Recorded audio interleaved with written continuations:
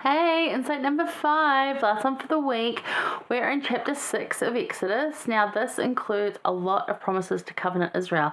And this is also where, although the name Jehovah was known amongst the people, because Moses' own mother's name, Yochebed, is a form of, what does it mean? Something like, it's got something to do with Jehovah, Jehovah sent me or something like that. So that they knew about it. You could learn more about that, I guess, online. It's pretty out there. I read a really good blog on it. It was interesting just to know a bit of the history, right? But yeah, this is the first time that it's actually mentioned in the Bible per se. So although they might have known the word, this is the first time he says it. So not only does the Lord really says to him, I am who I am, and explains all of that more than he did previously, and then gives a whole lot of promises to covenant Israel. And you can find a whole lot in there, but he talks about what I am actually means, what Yahweh, or the YHWH, I showed you, Yahweh, Jehovah, that we say in English, actually means.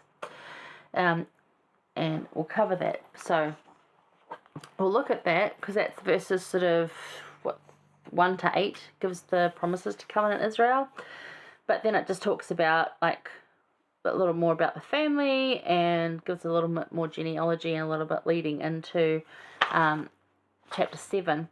But verse 30 is also really good, because Moses said before the Lord, behold, I am of uncircumcised lips, and how shall Pharaoh hearken unto me? And this is still Moses not seeing the how. He's saying, look, I'm not good with the speech, and Moses isn't, and Pharaoh's not listening to me. What? So this is again Moses not seeing the how. And we've got to look at these promises to help us get through those moments when we don't see the how. So I've just written down some of them, but really look through chapter 6. It's not that particularly long. It's quite a short chapter. And you underline all the promises that you can see that are made. And then read over it again, because you'll probably find some more. Probably things you wouldn't think about. So basically, comforting promises for covenant Israel. That includes you and me. So I see you, I hear you, I know your sorrow, your pain, your afflictions. I will deliver, I will be with you. You are not alone. I remember, I will bring you out, deliver and redeem. I will bring you to me, and I will give to you. So here the Lord gives his name previously not given, in the Bible anyway, but they were aware of it. He assures a worried and nervous Moses that what was promised will come to pass. This is an answer to Moses in chapter 5, when Moses was saying in chapter 5, I can't see it, I don't know how it's going to be, and gets taught about the Lord's timing, and just I did what you asked me to do, and nothing happened, made it worse, and now I feel terrible, even worse than I did. No one's listening. Yeah, human frustrations. So the term I am comes from the Hebrew verb Jehovah. It means I will cause it to be, create. Basically, I will be whatever you need me to be. So what do you need Jesus to be for you today? What do you need God? What do you need Jesus to be for you today? Now, Emily Freeman asked this at a Time Out for Women some years ago, and I was having a rough time. It was a good day. But she asked that question, and I had never really thought about that before. Now, a lot of people would answer it, I need a friend. I need you to, do whatever. What do you need God for you to be for you today? What do you need Jesus to be for you today? Some people would say, I need him to do this for me. I need him to do that for me. And for my mind, I said, Lord, I need you to be all that you've promised to be. I can't take another person breaking promises to me. I need someone who's going to keep their word. And I know that's him. And it strengthened my testimony of him 10,000 millionfold. Because he is always what he's promised to be to me. He never breaks his promises to me. He never fails to deliver on what he says he's going to give. And increasingly, the biggest stuff I'm seeing it come through. Not in the way I would have imagined, not how I would have thought.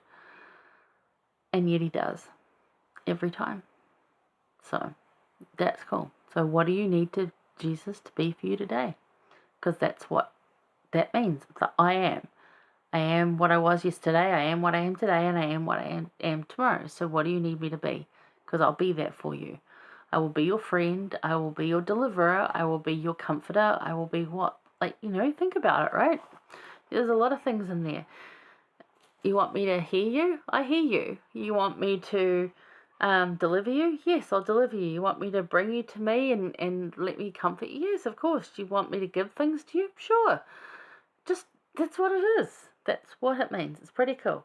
Yeah, anyway.